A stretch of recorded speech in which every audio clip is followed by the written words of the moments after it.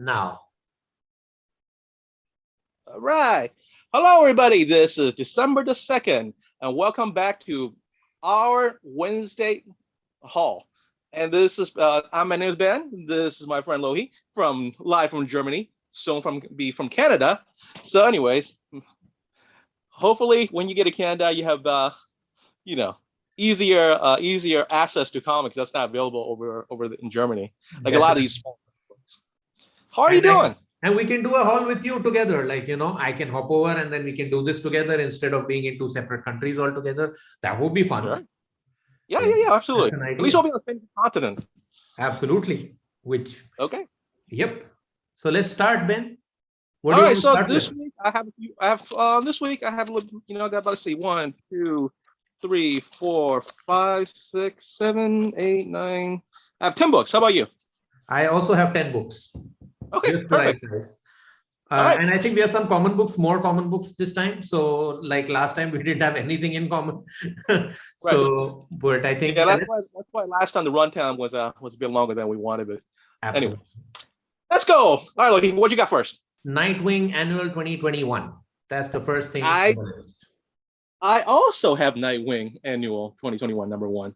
I have Oh, to say, Tom Taylor doesn't disappoint usually, and he does not disappoint in this one. yes. It's a nice standalone story, and I like the fact that they go back, they do like a flashbacks with Red Hood and Nightwing. So well back then, what do you call it? Jason Todd was still Robin, and I really enjoyed that. The chemistry between Dick Grayson and Jason Todd. That was well touched. That's a nice touch, and they really helped build the story when they progress along to the team of work in the present. Absolutely. I totally agree with you. So, again, Tom Taylor is my favorite comic book writer. So, of all time. Oh, happy belated birthday to Tom Taylor. He was what, 2 days Absolutely. ago? He's the Yeah. man. So yeah, 2 days ago he celebrated his birthday, and yeah, I wished him. So it's good. We both have birthdays in November. That's something in Mhm. common. So which we share. And I think yeah, for this particular book, it was. I don't know what annuals usually. My understanding of an annual is that it's something that it will bring in new readers and it will give you like Right. what has happened, kind of a gist, and give the old readers something new based on what they've read. But these DC annuals, like for this time, they've just gone with like a totally independent story, and you don't need to know anything. You can just buy this book and follow Right. everything. They're Like very if much. you They're have the very basic idea of the characters. Yeah. They're So very much stand stories. Which is they actually used to do that for many years, and then they started doing crossovers like an annual summer story. Progress the entire annuals. Marvel actually does that more than DC. But right. anyways, well, both me and Lohi really enjoy this book, and if you go to your local comic shop and want to pick up a comic, this will be a very good one to pick up. Absolutely. And this has what the dialogue in this is like really smooth because there's one dialogue, wherein it's like a younger Dick Grayson meets a younger Jason Todd. And they Yeah, have this whole dialogue like why a Robin, should be vocal and should speak and should be annoying. And I right, really like that. It's because, because Batman is the brooding, the serious one. So Robin has to lighten up the tone. And it's mostly because of the victims, because they have gone through something really harsh, something brutal, and they've survived that. So somebody needs to cheer them up also because of the trauma which they're going through. And that is where a Robin comes in. So I really like the right. solid dialogue. I really like the art. I wanted it to be Bruno Redondo, who usually works on this Nightwing title, but it's got different people, different artists. So, but Yeah. again, Tom Taylor is a fantastic writer and he knows his subjects quite well, Elseworlds or otherwise. And he's doing a phenomenal run on Nightwing. And hopefully, the next issue of Nightwing, the Fear State stuff is gone, and we're back to the original, baby. One thing I really do like is that the you talking about the dialogues, right? Where Dick Grayson actually mentions that of the first time that Jason Todd met Batman was when Jason Todd was trying to steal the hubcap off the Batmobile. I was like, okay, yeah, you know your DC history very well. Absolutely. So it's those kind of tidbits which, just add the excitement of reading this book. So for old time new readers, I mean, they know and we reminisce about it. But for new people also, they'll find out, oh, is that how Batman met Jason Todd? So for old and young new readers, Tom Taylor books are like really a recommendation from both of us. Absolutely. All right. What else you got? Okay, next we move on to Action Comics. So that's by Philip Kennedy Johnson, the guy who's writing Alien, which you're reading. But as I told you, he's crushing it on Action Comics. And this is a story where Superman has basically taken some people from the Authority, the group from Warren Ellis's run, and he's gone to Warworld to confront the son of Mongul. So the older Mongul has passed away now, and there's a younger Mongul who's taken his title, and Superman has gone to confront him because he has basically enslaved a lot of Kryptonians and people from a lot of alien species. And they ask Superman for help, and Superman goes to a war world. And this is about what happens. It's a giant epic battle and of tectonic proportions. And the start of this battle is that, Superman is coming to rescue these slaves. So the moment he lands on Warworld, he steps out, and there are these spikes, till Mongul's castle. And on those spikes are all the slaves Superman wanted to come to liberate in the first place. So he's killed them all, and he's just kept them there. So this is like the real test for Superman, and Superman is depowered here. So he's not at his full strength. And what Mongul has done is he switched off the forges and stuff, which basically power the planet. So there is no red sun to give Superman, the yellow sun to give Superman his energy. So Philip Kennedy Johnson will put Superman absolutely in the worst place, and then he has to fight Mongul. Meanwhile, the Authority has to fight these bad guys, the side characters and all. But it's one of the best Superman runs I've ever picked up. It starts from 1030, 1030. Now he's done 7 issues. All of those 7 issues have been in gold. It's a total recommendation from me, and I can't wait to find out what happens next, because there's a cliffhanger ending, a real big cliffhanger ending. When let me know when the trade paperback comes out for that first run. I'll probably try to pick it up. For sure. Right? Yep. All right. And then for me, now I feel like Michael Corleone in the third Godfather movie, because when I try to get out, they keep pulling me back in, because I have Batman Fear State Omega by our favorite James Tynion IV. Now, actually, honestly, this is not bad. It's basically, the premise is that after Fear State, they try to transfer Scarecrow to a it's like a psych ward, right? And then these people try to break him out. When we're doing transportation, these people try to break him out, but Batman, stops. So Batman's like, I'll take him to the psych ward myself. And basically just this conversation between Batman and Scarecrow about the fallout of Fear State. Now, I have to say, it's not bad. The story's not bad, but is it necessary? I don't think it is. However, DC does try to make it up to you by having some really good artists on there. You got Federici, it's got Ryan Benjamin, Trevor Hairston. I mean, those are really good artists. So if you like art, I actually do recommend this. Now, initially, I don't, I was like, I thought it was done, last issue of Batman, I thought it's the end of Fear State, but it's not. But this is really the end of Fear State. I'm glad it's over. And do I recommend you buying this book? Kind of, maybe so. But again, next week, I just have one question. Is this like one continuous story, or are they like smaller stories? No, one continuous story. How DC break it out is that, when he goes to different, when Batman's talking about different people, like the Poison Ivy story, right? There's a different artist does that. It does talk about Clown Hunter story, after Fear State. It's a different artist. So different characters' story, they have a different artist doing that, which I think is a nice touch. Right. Does it come together? Does it come together well from an art perspective? Purely from an art perspective? Yeah. It does. It is. It's a solid. It's a solid. Again, it's a solid story. It's just not very all that necessary. Just feel like they try to beating a dead horse at this point. And then next week, of course, Joshua Williamson starts his Batman run, which we could talk about it. Well, not next week. We'll talk about it maybe later down the line, because we might not be here next week to do this video. Absolutely. So yeah. All right. I'm out of my DC book, so DC's all you, Louis. Let's do it. Okay. I still have some DC books to go. So I read the Joker Annual because I've been following this Joker run by James Tynion IV, our favorite writer. So I know that for a lot of people, they've read the Joker book. It started off super strong, then it kind of dipped down. I think it's kind of doing okay. I'm still enjoying the book, the regular books. So I picked up this annual. This annual was a little bit. It's of course again a Gordon centric book, just like the main title is. Although they call it Joker, I don't know why they could have called it Gordon or something. Would have been more sense. Right. But it's a story where James Gordon is basically confronting the Joker, something Joker has done, and then he, as the commissioner of police, has to go and fix it.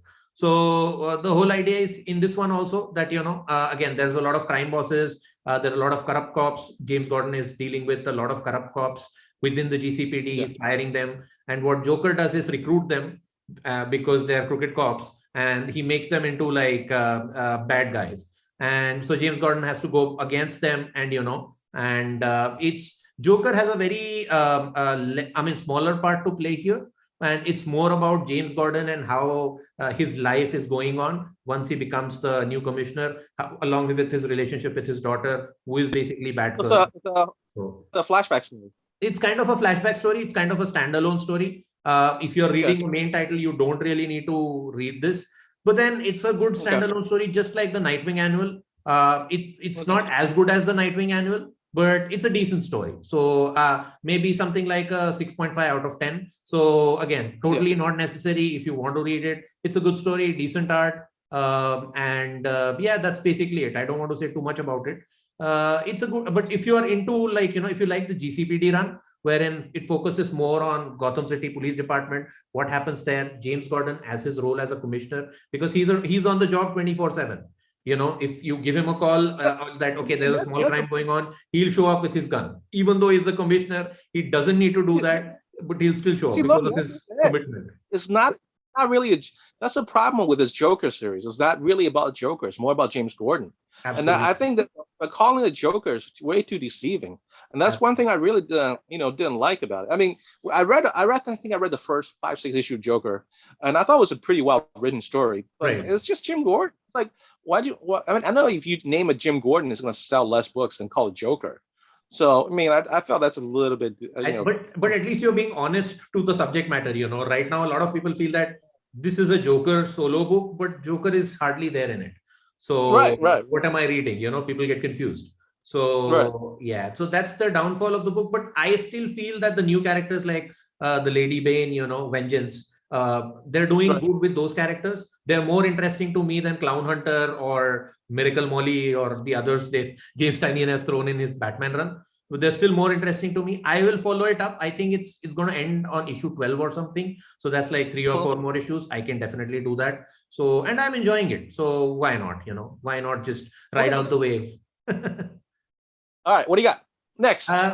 So the next one I have is called Justice League Incarnate. I'm just trying to find it out.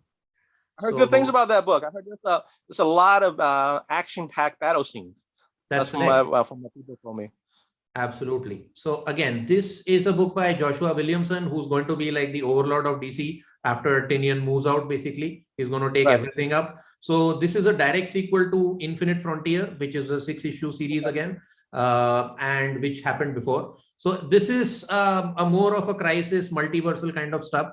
Kind of an event, which I kind of suck it up because I've read all their crises. I've been following since Crisis on Infinite Earths. So this is again more multiversal stuff. So now what's happening in most of these DC books is that everybody's aware that there is an omniverse. So what is an omniverse? It is just a bunch of multiverses thrown in together. So everybody's aware that there exists an omniverse. Even the common man, a janitor on the road, everybody knows that there is an omniverse.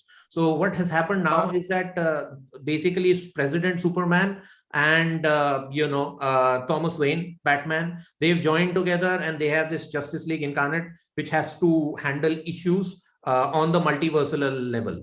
So if something happens in the multiverse, somebody tries to do something, then these guys step in and they're kind of the Justice League of this team. So what has happened in the last Infinite Frontier issue is Darkseid has taken over. So he has only one version.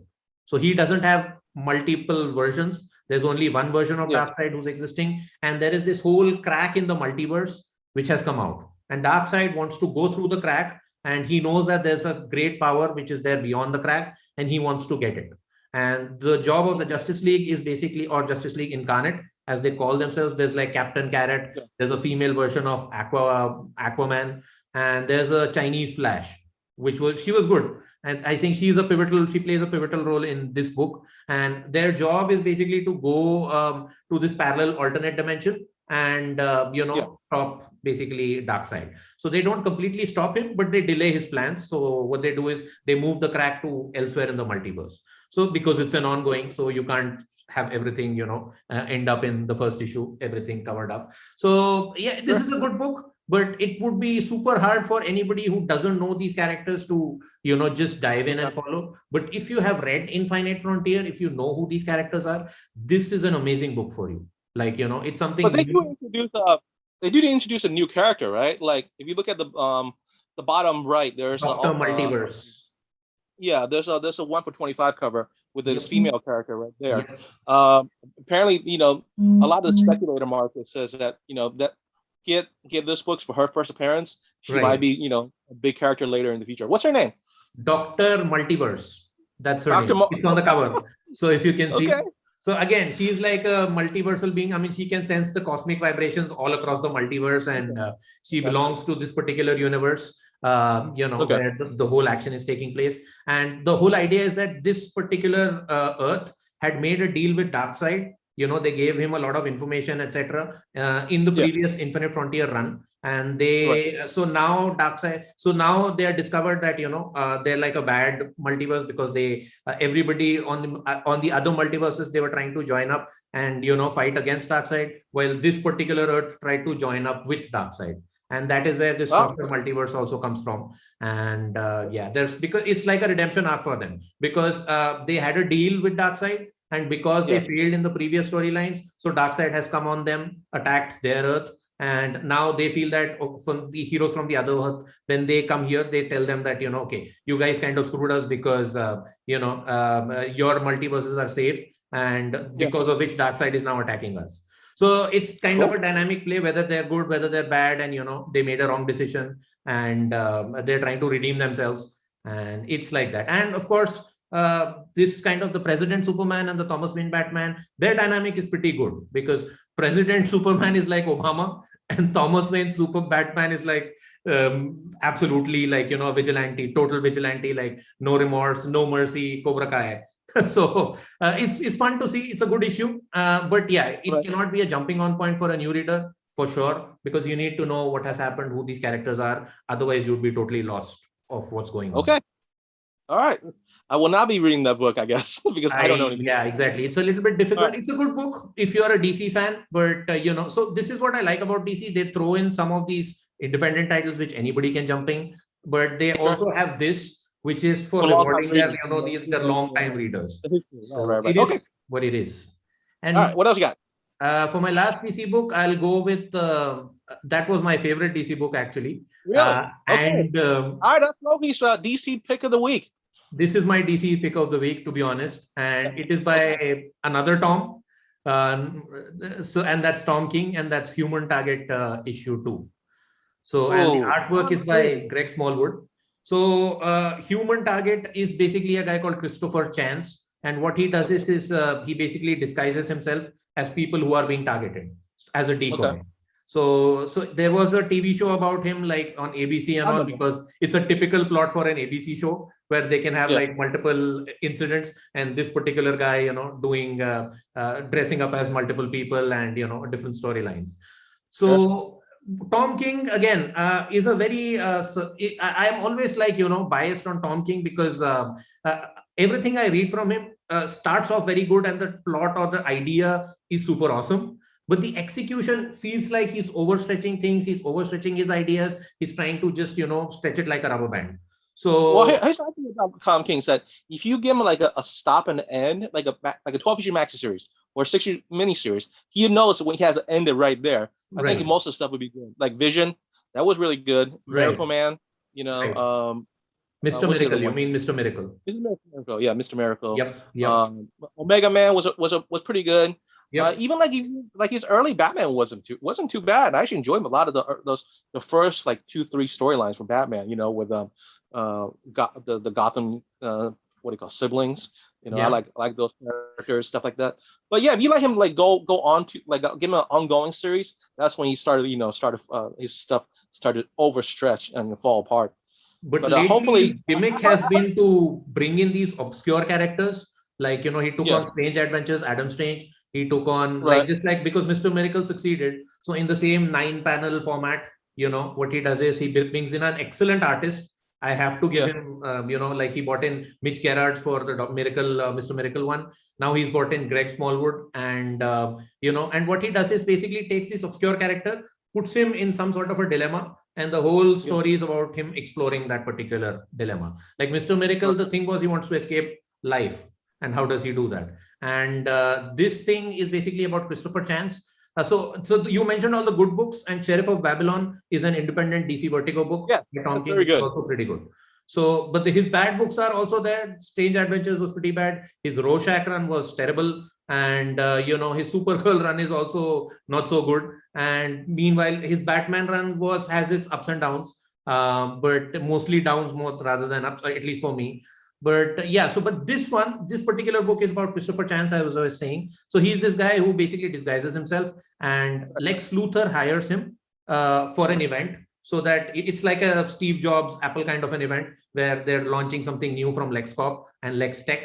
And so Christopher Chance has to disguise himself as Luthor and attend this event, where of course there's an assassination attempt, but Christopher Chance foils it.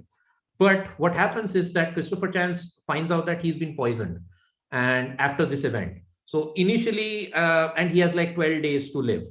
So he thinks that it's Luthor who's poisoned him. So he confronts Luthor about it in issue 1. And Luthor tells him, I have nothing to gain by your death. But if it's somebody who is, if there's somebody who's targeting me, then I will Yeah, come at with them with all full force. So what happens is, so Christopher Chance gets his poison analyzed by Dr. Midnight from Justice Society of America. And okay, he tells him that it's probably there are slight doses of radiation from a yeah, particular galaxy, which has only been visited by the members of Justice League International. So that's the Keith Geffen and J.M. DeMatteis character. So there are 12 people, including Batman and Fire and Ice and Booster Gold and yeah, Deadshot, Blue Beetle, who have been to that particular dimension. So the whole plot, it's a mystery. And the plot is basically who from these 12 individuals was trying to kill Luthor and accidentally ends up poisoning Christopher Chance. And okay, so I am now, so this is the second issue where he meets Tora Olaf's daughter, who's basically Ice from the right, comics. So it's all about him trying to meet her and convince her that one of your teammates tried to poison me, and now I right. need your help in order to find out who has done it. And it's a good mystery. There is a big awesome hook in the end, which is amazing, and I am actually enjoying this, but I'm still cautious because of the previous Tom King's books, which I have Right, you learned your let down lesson. from. So I'm a little bit, but I am enjoying it. The art is Greg Smallwood, who did one of my most favorite series, that is Moonlight Jeff Lemire. He did Okay. Moonlight artwork on Moonlight, the Jeff Lemire run, and that was pretty phenomenal. So Greg Smallwood's Right. art, as you can see on the cover itself, oh my God, it is so wow, it gives me chills. And this is a book with ice. So I like the first and the second issue. So it's probably taking place during these 12 days where he meets probably a character from Justice League International, and he's trying to figure out, like who was the one who poisons him while for trying to kill Lex Luthor. So this is my pick of the week for DC because it's a very well written book and it's a very well drawn book. So it's a little bit balanced. The use of the blue is along with the characters is very well. Looks very well done. Absolutely. Okay, do you got any more DC books for us? Nope, that's basically it from DC. We can jump on to Marvel. All right, Marvel. I only have 2 books this week. One is the new Kate Bishop Hawkeye #1. Now, Loki apparently got his copy last week, but I guess everybody else got theirs this week. Loki, if you guys want to watch Loki's review on it, go to our last week's video So I'll give you my lowdown on it. First of all, I bought it because of this awesome Scotty Young cover. Isn't I just think it's the cutest thing. Story wise, it's okay. I mean, it's not that. I mean, as Kate Bishop does her thing, she's ready to move out of California and go back to New York, and then she gets this invitation. So she's like, "Oh, this is probably a trap." But I'm a superhero, so I'm gonna go into this trap. But it turned out to be the person I sent the invitation is her sister, who she does not have a good relationship with, and apparently things are happening to her sister. She doesn't know what's going on, so she wants Kate to help her, and that's it. That's pretty much it for that issue. I think it's a good start. Now, look, let me ask you something, okay? Now, you read this. Yes. I don't want to throw too much, right? Who do you think the villain is? Do you think is what do you call it? Is it the Arcade, the longtime X-Men villain, or do you think is the Ringmaster and the Circus of Crime? I think it could be somebody completely new because I don't know. I mean, did you see any clues as to why it would be Arcade? Like, why did you well, pick? because where near the end is all the monitors where Right. someone's really watching her. Right. A person, Arcade is well known for monitoring, like putting people in his little arcade, his own personal playground, and has all the cameras ready. Okay. So Arcade seems like is a good one. Also, he has like these illusion gas that makes people think see things that are not really there, right? You've seen it here, like the juggler and stuff like that. Then so that's one. Of course, the ringmaster he could hypnotize people with his top hat, and and it seems like he does mention like welcome to the circus, Kate, or something like that near the end. So I'm thinking maybe the ringmaster. So that's just my thought. I could be completely wrong. I have a little bit of a different theory because I think that what they were trying to do, and the people who've written this, Marika, Nika and all, they are completely new to me. So I was thinking what they were trying to do with issue 1 is to kind of start something new with Kate Bishop and kind of let all the old stuff go, because they're killing off all the LA stuff and trying to move her back to New York. So yeah. I don't know. So I was thinking that they'll probably introduce a new villain or something, somebody completely new, because otherwise they can bring in Madam Mask and stuff, because Madam Mask is like from the Kelly Thompson's run of Kate Bishop of Hawkeye. She was the baddie there. So they can always bring her back because she was like she goes toe to toe with Kate Bishop. But I don't know. I am thinking that probably it's something, it would be somebody completely new and not from the roster. But one question I got from a lot of people based on the last week's video is this, do you think this is a young adult title, or do you think that it's for the regular hardcore Marvel readers also? Well, I think, well, I haven't read the Kelly Thompson series. You have. And I thought, I could pick it up and read it just fine, because I know that, I read Young Avengers and I read, the Matt Fraction Hawkeye series. So I have a basic understanding of who, the Kate Bishop character is. So I picked them and read it just fine. But I guess if you really have to read the other series, you actually have more understanding of the series, I'm going to say you can pick it up. I think it's fine. Okay. Especially for the people that just started watching the Hawkeye TV series. If you like the Kate Bishop character, give it a shot. She, some good action. Jumping on point, because if you've never read a Hawkeye book or something, then you can follow basically what's happening here. It's just, if you just like some kid trying to be a superhero story, I don't think you really need that much backstory for it. That's my. Yeah. All right. What do you got? Okay. The next one we are doing is Daredevil, issue number 36. All right. I do not read Daredevil unless it's collecting trade paperback form. So all yours, buddy.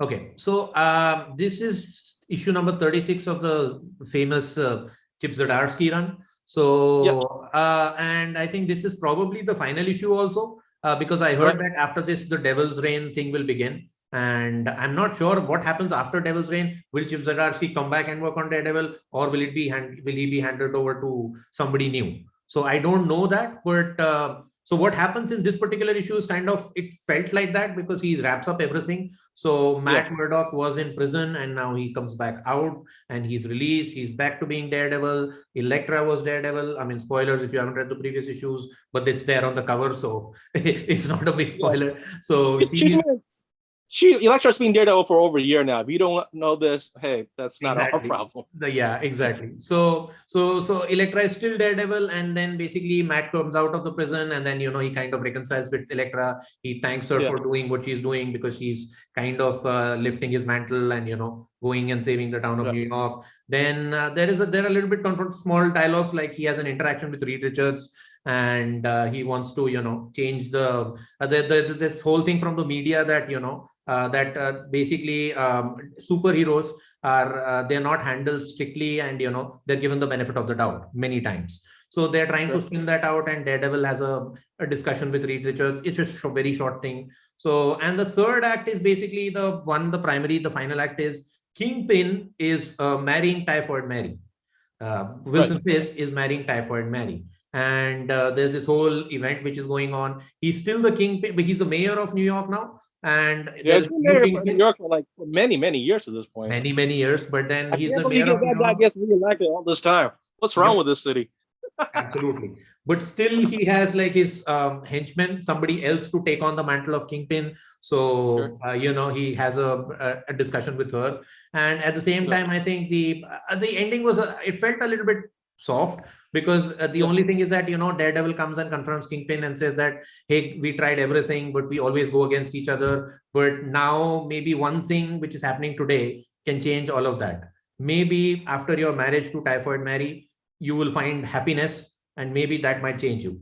So that's the moral of the book. And and Daredevil basically takes that moral, and he fights two bad guys on the street, and then he bashes them, and then he says like, okay, he lets them go. And he's like, okay, and people ask him like, are you just going to let them go? And he's like, yeah, maybe they can be reformed, because I've been through prison now and I know how it feels and all, and people should be given chances. So it's a very morally and happy ending, which is not what I expect from a Daredevil book, but it's okay. It's not bad.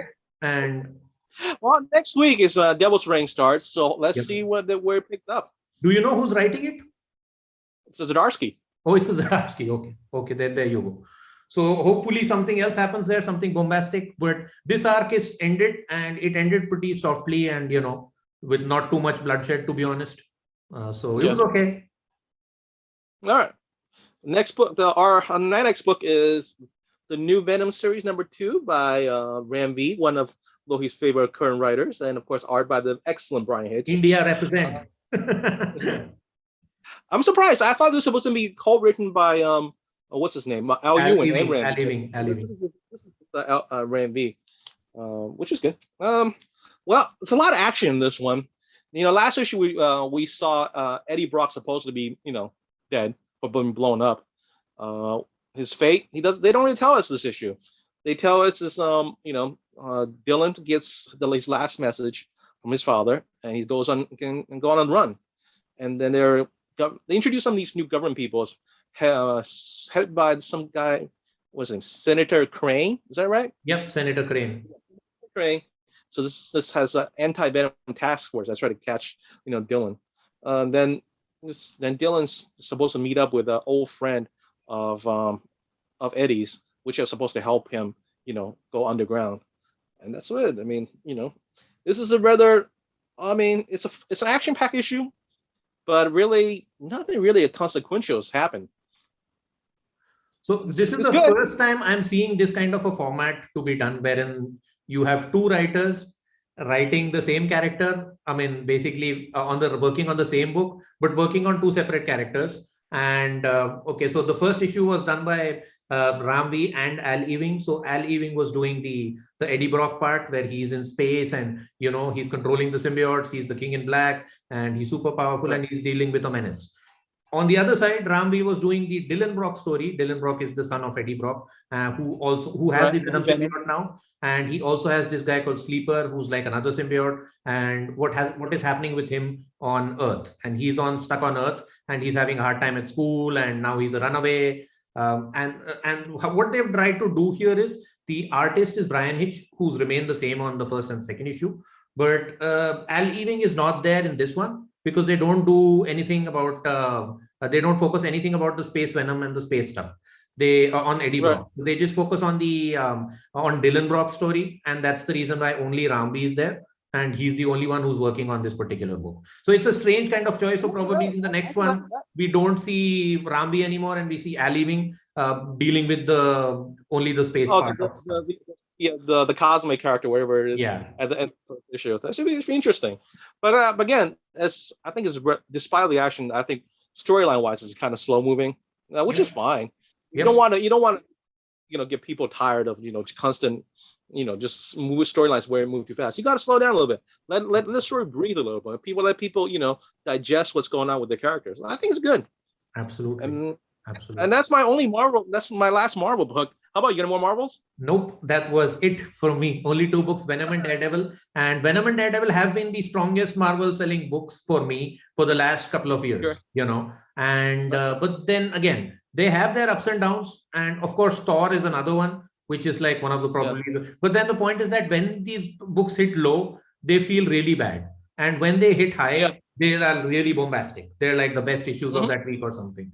So it's a weird choice, but you have to do. I'm a fan of Venom. I'm a fan of Daredevil. I'm a fan of Thor. So I will probably ride out the wave, as I said before. So for at least these 3 characters, I'll be there. All right. So now let's move on to Image. You want to start? Yeah, sure. So for Image, I think I read once the Scotty Young book, and that was the conclusion of Me Who You Love in the Dark. So that was a 5-issue miniseries by Scotty Young, and this was the final issue of this book, and it was a pretty good book. Have you read that, Benji? Did you read it? Sure. Okay. Yeah, it's the basically premise. Your main character, she falls in love with this dark creature, right? And then she moves to this haunted house because she's not able to focus on her art. Well, she's a painter, right? So supposed to be like going to the haunted house, supposed to inspire her to to paint some like new edgier art piece. And then of course, she encounters this spirit who originally started off as friendly enough. Then eventually they fall in love with each other, which was kind of weird. But eventually the character becomes obsessed with her, doesn't want her to leave the house, and try to I want to say possess her, but like not like like a demonic possession, but like a psychological possession. Try to own her and make sure that she belongs to that creature. So in this issue, we actually see like what that creature looks like, and it's not pretty. And then again, Scotty Young, he could draw some of these despite drawing all these Kitty Marvel covers, when he has to do dark characters, he can do dark characters, and he does it well. And then because the last issue ended with this creature killing her what is it? Not her publicist, like her friend that does like the auction her art, right? That runs her. Yeah. I think he's an art gallery owner or something who basically commissions her to do artwork for his gallery, and she's basically painting for him. And then he shows up, and then the ghost basically rips him apart because he's more like an angry husband, a jealous boyfriend, basically. Right. So I have to are you finished with your thoughts? Then I'll start probably. No, I'm done. Okay. So my thing with Scotty Young is again, I've read a couple of stuff recently from Scotty Young, a lot of it. So Midwest, I read the first issue. Then I read I Hate Fairyland. Then I read this. I also read a bit of Strange Academy. Those are like the key titles whenever anybody talks to you about Scotty Young. Now, his art is supreme. It's got a really different style to it. The kiddie style, as you say. It's a good style. You can do the art for this one, though. Yep. So the art, full marks. 10 on 10 for the art and all. My problem is he deals with these darker themes, and the point is that because of the kiddie art, it takes me out of it. Because I knew when I read the first issue of the first story of this arc of me. But he's not doing the art though. He's going to do Jorge Corona does the art for this book. Okay. I think Scotty Young does the covers. Okay. But it's kind of the Scotty Young kind of theme, you kind of feel the same thing. So it looks like it's like a hybrid between Scotty Young and Chris Bachalo. It's kind of I agree with you. So my problem is that when you do the art in a kiddie, little bit of the childish kind of kiddie way, which is good to look at and extremely the colors pop and all. But then what happens is that when you do these darker themes, you kind of already know that nothing is going to happen to your main character. And they're like, probably, it's like watching Tom and Jerry. Tom gets hit by, or like Wile E. Coyote from Roadrunner. He falls off the cliff, he gets blown up by dynamite, but nothing happens to him. He's back. Right. He's fine. There's no consequences in the end. That's what takes me out of it. I know he deals with these darker themes and the ideas are brilliant, but it takes me out of it because of this particular reason. Otherwise, I would say that, and if you collect this is only 5 issues, if you read it in a trade paperback or something, you will be done with it in 20 minutes. Like I read this issue like in a record time of 5 minutes. And I was like, really? Yeah, you said that to me yesterday. I was like, that's a pretty awfully fast read. When I read it, it was about 5 minutes too. I was like, oh, that's it, over? All right. So it's done. It's a very fast read. So I would suggest go read a trade or something if you haven't collected it in singles. The covers are fantastic. The art is pretty gorgeous. Even the way he does it, the dark art and all. I mean, Jorge, who is it? What is it? Jorge Corona, the way he does the art is also pretty, the way he gets the ghost and, the details and all. There is horrificness in it, but then I knew that, my character is not going to, she'll not even lose her hair. And that's the same thing with every Scotty Young book. So in Midwest, the boy who turns to tornado, nothing happens to him. In I Hate Fairyland, probably, the girl who's there. I mean, things happen to her, but in the end, nothing happens to her. Like physically, nothing happens to her. She's okay. And that kind of takes me out of it. But still, it's a good read. If you're a Scotty Young fan, then go ahead. You should definitely read this. It's a really fast read. You can probably knock out the trade in 20 minutes, and and that's what I have to say about it. All right. So for me, my next book is Department of Truth number 14 by James Tynion the Fourth. Again. Now I know that. I don't know what we're going to do if Benji moves to Substack. We'll miss him. I'm waiting. Maybe Substack will publish the paper version for us to read. Yeah. So, how much of this have you read so far? Just the first trade, where? The first trade, only first trade, because we had to read it as part of our Cupcake Zoom community. So I read it as part of that. That's it. So I mean, this book is they do more flashback sequence at this point. They're going for the origin of the Scarlet Lady, or the Woman in Red, what do you want to call her?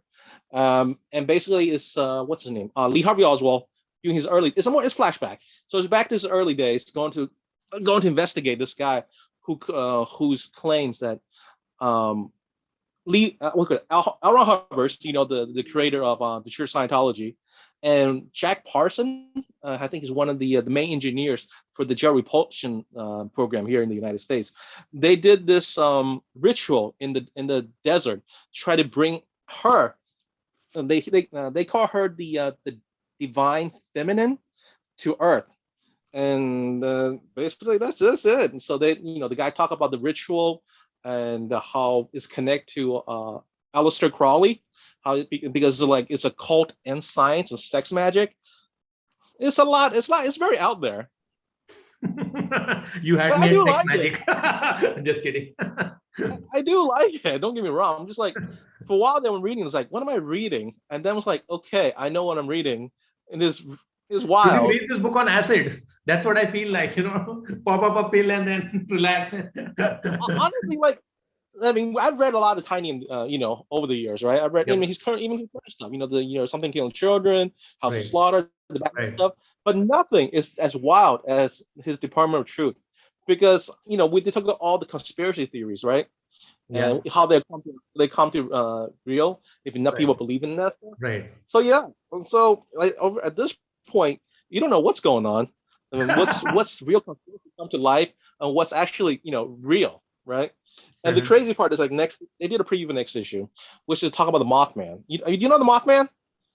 No, not particularly. All right. So the Mothman is a creature they found, the people were seen in it's West Virginia, and back in I think in the 70s. Is it Mothman or Mossman? Mothman. Okay, Mothman. Right. They even actually there's a movie, a pretty good movie by Richard Gere called The Mothman Prophecies. Came out back in the 90s. So basically about this creature who's like giant, like a half man, half moth creature with glowing eyes. And they'll fly by you at this certain, like going to this bridge in West Virginia, and eventually the bridge collapsed and a lot of people died. And after that collapse, you never see the Mothman again. Right. So, anyways, that's the whole the story of the Mothman. But yeah, apparently next issue is gonna be the Mothman stuff. So I'm pretty excited reading it because I love all that cryptozoology stuff. The Bigfoot, the Loch Ness monster, and all that stuff. Chupacabra. So, anyways, are you gonna read the later trades? When I know the second trade came out recently. I feel this book is meant to be read as a trade because single issues are confusing because there are a lot of characters again here which you need to remember to enjoy the next issue because there would be some connections and so like the lady in the scarf. So probably. So I would pick up a trade. I don't know it took them this long for James Tynion finally started to go to the like you've seen her on the cover, like just about every cover, but you actually we rarely see her actually in the comics. Like there are a few times you'll see her in like background, stuff like that. But they finally, finally gonna introduce, who she is or what her origins are, which I think it's about time. It's about time for sure. Yeah. But if you get that second trade, it's out there. It deal with I plan to read the second trade and the third also. So what is this now? It's like what? Issue number 16 or something? 14. 14. Okay. Yeah. So do you know if it's going to go further or is it going to end after he moves to Substack? Is he still going to do this? I think they're going to stick on Image because it's been solicited for until like it's always every month. So I don't think it's going to go anywhere. It's not like his stuff with DC. Okay. I think the thing is going to DC because I think he wants to do his own creator-owned stuff, and this is one of his creator-owned project. So I don't think he's going right. Okay. Cool. All right, Loki, your turn. Next, we have a book which I think both of us have read it, and that is basically Old James Bond, as I call it, or the King of Spies, as Mark Millar calls it. So, Mark Millar's King of Spies. Whoop, sorry. Run again. Here we go. This is the right side. There you go.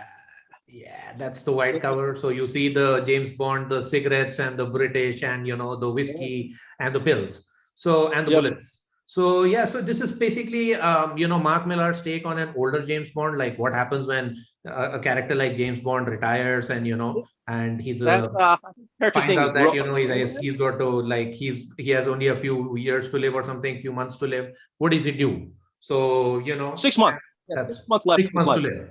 So then what does he do? So so that's what it's basically a tale of, a brutality. He's like, he questions like, oh, I had all these adventures and I stopped all these bad guys, but did I make a change in the world? Like, did I do something? Did I? I don't think that's it at all. I think when he realized he's dying, he's realized that what he did was not a good thing. That's why he wants to change it. I mean, he's like, oh, got people got us into illegal wars and blah, blah, blah. And then it's like, okay, if I'm going to go down, I'm going to bring these, these people down with me. Basically, I meant like, I think the upper class of, of the Western imperialist power that's been he's been working for. Right. That's my feeling when I read it. Maybe that's what yours. My feeling was a little bit different. I thought that, he's kind of, he sees, now he's old and he still sees, people being bullied, people being tortured in restaurants and, people being looked down by the rich. And he sees that, okay, these are men of privilege and they are not going to do anything. And we are the ones who worked hard, to give them their independence and to give them their freedoms, which they are enjoying now. So I got to do something about it. And his only thing is because he's got this limited time to live now. So he becomes straight up Punisher and he just takes out his guns and starts blasting bad guys, So that's the vibe I got from it. Well, I know you didn't like it that much. I loved it. I enjoyed it. It was totally for me. And Mateo Scalera's artwork is I didn't like it that much. It sounds pretty well. I thought it was good. I didn't think it was great. And those people who have read this book, what's your take on it? Do you think I'm right about this character? Or did Lohit right? Please leave a comment below. I'd like to see what everybody has to say. And it's art, so it's subjective, so it's open to interpretation. So it's not right. I'm right or Benji's wrong. We both can be right. It's just interpretation. But we'll be wrong.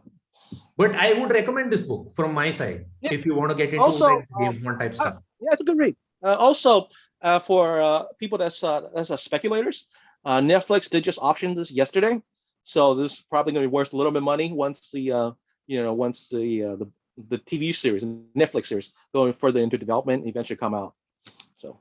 Yep. Don't Netflix have? I wanted to ask you one thing on that also. Netflix have optioned. They bought Millar World, so everything that Mark Millar does is directly Netflix can make a decision. Whether to do it as a series or not. So like they just released, like they did Jupiter's Legacy, that didn't do that well. After one season, it was cancelled. But they did Super Crooks, which is now I think landed like a couple of days ago, which is again by Mark Millar. They did it as an animated version. It's the same thing. It's basically the League of evil villains in the Jupiter's Legacy universe. So they've done that as an animated show. So I think they're going to do more Millar. I think it actually works better as an animated series because it could be more comic book like instead of like live action. You have to be a little bit more what do you call it? You're tied down to be more realistic, I guess. Which is one of the main problems watching a Wanted movie, which is the storylines there, but there's no superpowers, which is why I was super disappointed when I watched that movie. Despite you got your Angelina Jolie, you have Morgan Freeman, you got a good cast, but again, if you just take the basic concept, actually not giving the fan the comic series what they wanted, so I thought that was a disappointment. That's it. That's about I'm done. Yeah.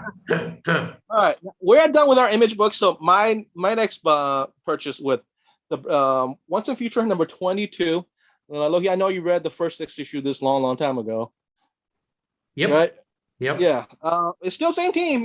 Kieran Gillian and Dan Mora supplies beautiful art. Well, Duncan, Rose, and Grandma are still at it, and right now the Nether World, whatever, the King Arthur's world has invaded modern day England and basically transformed the island country into sort of medieval Britain, and our heroes are on the run, and they're chasing by this character named Gavin. I'm not really familiar with English folklore, but you'll like this. Basically, it's a guy riding a giant lion. I love it already. My God! And the lion breathes fire. If I just looked at the cover and I had like, oh my God, Grandma is doing Ghost Rider now. Right. It looks like it's on the Hellfire motorcycle. So this issue, our main characters are trying to find this great armory, which turned out to be William Shakespeare's library. Whoa, my God. Now, apparently he's not only a great writer, he's also a great swordsman. Wow. It's pretty out there. But meanwhile, Arthur, now he's on regular dimension. He's at war with Lancelot. Remember the Arthur legend, Lancelot actually cheats with Guinevere. Guinevere, that's correct. Right. Yep. So basically, they try to wage war against each other. Meanwhile, the humans are trying to survive this whole situation. So that's it. Our heroes are still try to bring regular try to get rid of Arthur and his magical influence on our plane of existence. It's a fun read. I know, and Dan Mora art. So Dan Mora is one of the best artists out there. Sure, he's one of the best artists out there. He just puts. You can figure out Dan Mora art like from afar. He did this. What was the book with the house? There is a book which he does with the house and all. There's a house which comes to life. It's with Dan Waters and Dan Mora on the art. I forgot. What is it? Homesick Pilots. That's an amazing book. Again, Dan Mora is the art. Is it Dan Mora or is it Dan? Or Dan Mora did Klaus from Grant Morrison, right? He did the art. We read that together. That was also a good, pretty good explanation. So he does the art here, and he's very good with the the sword and sorcery stuff. And sure, but totally go check it out for Dan Mora's art. Kieran Gillian, his writing is good. This is probably I've always found his writing to be complex and for the educated comic book reader or the sophisticated, the elite. But this is the first time I felt his writing to be accessible. So if I was like a 14-year-old trying to pick up a first issue, then it's easier to read. It's not very complex. There's not too much of exposition. It's just dialogue boxes, and it's fun to read. So that's what I have to say about this book. It's like I said, it's a lot. It's every issue is action packed. So, and of course, I think if you actually know about the Legend of King Arthur and Merlin and stuff like that, I think you enjoy it more. I think that's where we're all a little bit ignorant of that stuff. I mean, the only thing I've known King Arthur, I've seen some of the movies, right? I've seen the Disney cartoon with a Sword and Stone, but that's it. I really don't know the King Arthur story all that well, but I do enjoy it. Absolutely. And this is one of my monthly buys. This is actually the first monthly Boom Studio title I ever bought, and I keep buying it. So I must like it a lot. It is. And I think, have you looked at the deluxe edition which they're dropping for this one? It's got like a whole skull with the crown. The crown. Beautiful. Yeah. I was hoping to pick up the slipcase edition when it came out last week. That's the one. But Midtown Comics already sold out, so I was like, oh well, never mind then. When it'll come back. It's not out of print yet, as far as I know. Yeah. All right, let's talk about our indies. What do you got? I think I only got like one indie that is from Dynamite, and it was a good issue, and I wanted to buy it. And I mean, it was like a must buy for me. It was not like one of those like, okay, let's check this out kind of a things. I mean, I knew what it was and I went for it, and it delivered. And that is basically Sonia Versal. So Sonia Versal is nothing but Sonia plus Universal, which is they clubbed it together and made it Sonia Versal. So why does she look like Indiana Jones in this cover? Because she's not the Red Sonja whom you know. She is a Red Sonja from the multiverse. So because there's a multiverse of Red Sonjas, that's what this story deals with. And this is the final issue of Sonia Versal, and it's written by Christopher Hastings, who does a fantastic job on this. And the artwork is also pretty good. So and of course, this is a Lucio Parilio cover, who's like one of my favorite cover artists. He has to be featured on every one of our new comic book day videos because his art is simply phenomenal. I think he's driving up Dynamite sales, but whatever he's doing, it's going. Just those covers.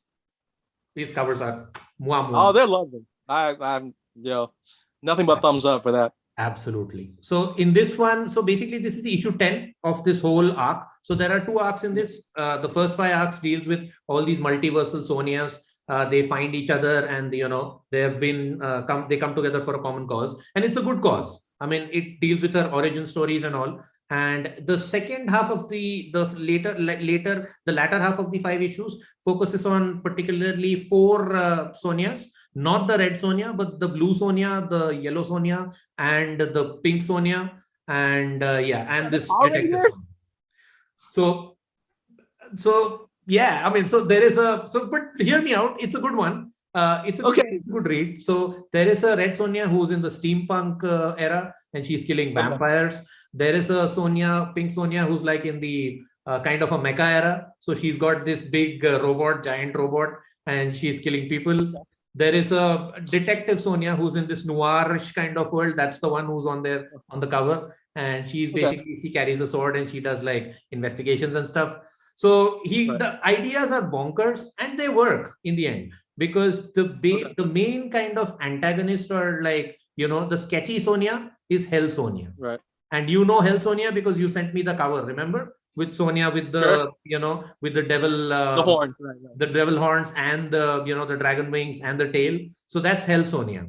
And the thing is that this story is not over yet. The whole idea is that all these Sonias have their individual adventures, and they're brought in by Hell Sonja to do a certain task, and that task is basically going to make or break the multiverse. So so this is the whole idea of this book, issue 10, is to bring all these other Sonias together, and Hell Sonja comes to them, and she says that we got to do this together, because together we have power, energy, etc., and we can get this together, and if we don't do it, then the dimensions of the multiverse will collapse. And what they have to do is basically will be explained in Hell Sonia #1. So this is not over yet. The Sonia Versal title is over, so that will be over. But the story continues in Hell Sonia #1, which is going to be a jumping on point for a lot of people. But I enjoyed it. Cool. It was good. It was multiversal stuff. It was Red Sonia in all these different avatars, which I kind of dug. Yeah. And of course, Lucio Parillo does the cover artwork, but the internal artwork is also quite good. And I like the first five issues better than the second 5 issues. The second half of Sonia Versal, like issue 1 to 5 was better than issue 6 to 10 for me personally. But I didn't hate it exactly. It was like a 7 out of 10 book for me, and I quite enjoyed it. And I'm going to follow it. Okay. In Hell Sonia. All right. Well, Lohit loves his Dynamite books. Yep, I'm glad you do. It brings a lot. Things like I like the fact that it brings a lot of diversity of what we read. Not just with your typical Marvel DC Image. You read some of the smaller, some of the smaller books, which is good. Like last week, I read, Turkey Day, right? Or what we're doing with Aftershock, Chicken Devil. Right. So my last 2 books are the most current 2 books from Bad Idea. This Pirate Queen, number 3, I think, number 4. Pirate Queen, and then Refuse / Last Resort. Right. And I have to say, neither one are very impressive. And also it's getting out of hand how much the Bad Idea is charging the books.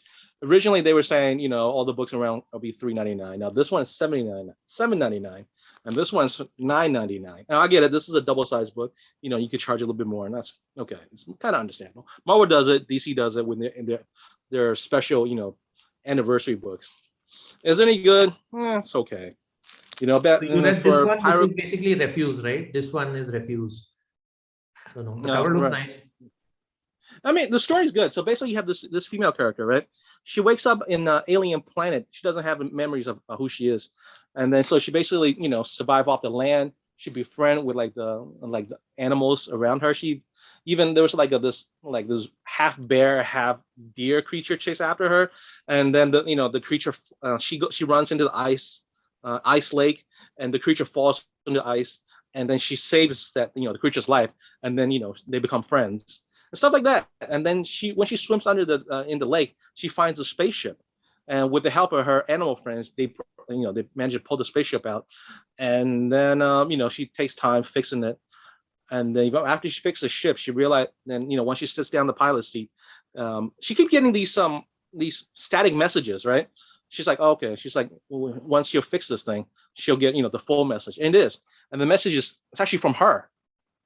It's a message she left before the plane crashed. So once she fixes the plane, the spaceship, she goes back to her home planet, and that's how the story ends. It's nice, but whatever. It's nothing really special. Is it like a trade paperback? No, it's just a regular comic.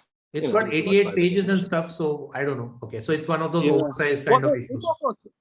Okay. Right. The backup story is called Last Resorts.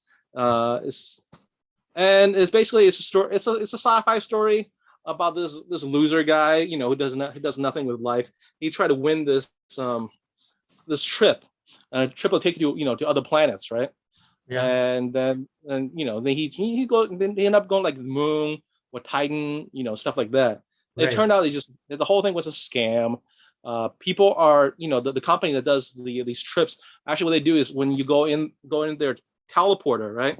Yeah. It's actually what they use it to copy your genome, and they use it to make clone copies of you and have them do hard labor, harvest their organs, for money, stuff like that. And then eventually he's trying to start a revolution with his clones. And it's again, Well, okay. At least the pitch has Total Recall vibes for me. But I mean, it's interesting, but honestly, I don't care for it. I mean, I don't know why I'm still buying these Bad Idea books, to be honest with you. It's a bad idea, man. It's a bad idea. I'm telling you, it's a bad idea. Right. I mean, like when ENIAC came when ENIAC came out, I thought it was good. Right. When Tankers I thought was fun, and then they did that was whale. That I thought was actually really well. That's actually very interesting reading. But other than that, the Lot, the horror story, it's good, but nothing special. And then this one, the Pirate Queen. So Pirate Queen is this. She's a pirate, right? Right. Her husband, who's also a pirate, was captured by this British captain, and basically he promised to not kill her husband if she sleep with him, but of course after she does, he still kills him. So she wants revenge, and it's just basically a revenge tale. And there's really nothing really special about this book. Art's nice, but yeah, not impressed. Also, So, especially for $7.99, definitely not worth $7.99. okay. So oversized issues, but totally not worth it, as you're saying. Yeah, I'm really like the more I read these bad idea books, the more unimpressed I am by them. I know that it's supposed to end soon. They got the final five. They got, I think, one more series out. I'm gonna might as well finish it off. But again, my excitement for this company has really dwindled the last couple of books, and well, whatever. It's over. And I think Matt Kent, who is a good writer, has done some. I read his Fear Case for Dark Horse. I thought it was Matt King really was good. very good in Valiant because he did like Exo Manowar and stuff. Yeah, It yeah. was really Matt good. Kent. Actually, his ENIAC was really good too. The first Bad Idea book. But Right. on these books, they're good, not great, especially for the price the Bad Idea has been charging. Definitely, it's not worth it. So, I think I think neither one of these are worth you going out of way buying. Yeah, that's Got it. it. I know Taylor likes this company, but I mean, I started off, liking it too, but these days I'm kind of not really feeling it. Anyways, I don't know if anybody who watches this, are you guys still buying these Bad Idea books? Are you still enjoying them? Especially for the price they're charging. If you are, that's great. If you not, whatever. Share your thoughts. I would like to, read them. What do you think about them? Anyways, so we come to the end of our video. Well, me and Lohi like to thank you to spend your time with us watching our video, watching me and Lohi ramble on. and, and next week I only have 3 books, so Lohi, how many books do you have? I have around, as you the usual, like 10 books or something. So we can still do a quickie. So Well, if you want, 3 books is not. I'm not gonna do the video next week. I'm gonna do it the following week, and that's fine. we'll talk about Devil's Ring. We could talk about Josh Williamson's Batman after that. That said, again, thank you very much. Like, comment, subscribe. All right. Have a good day now. Bye. Thanks, guys. Peace out. My legs are cramped. Woo! That was pretty good.